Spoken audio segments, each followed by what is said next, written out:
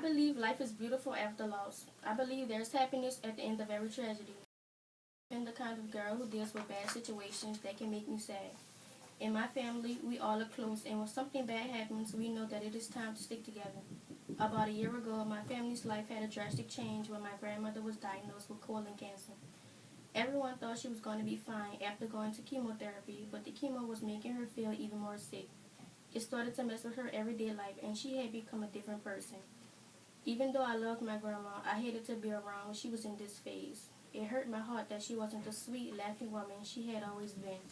Sometimes at family gatherings, she would sit there quiet as a mouse, and that was very unusual of her. Then there were days when she was her old self again, feeling better than ever. This was a time when everything was going okay, and nothing but smiles were on everyone's faces, including my grandma and grandpa. Then the day we got the bad news devastated us. We knew from that day there was very little time left for her to be here. She had only 3 weeks to live. Sometimes I would watch my mother cry for hours, but I never dropped a tear because being sad is not something normal for me.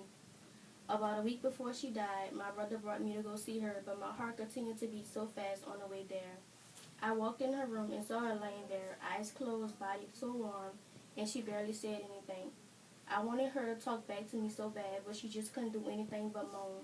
She looked so tired, and I knew right then and there it was her time. I walked out of the room and tears started falling constantly. A couple of days later, about 4 a.m., we had got the call that she had passed away in her home.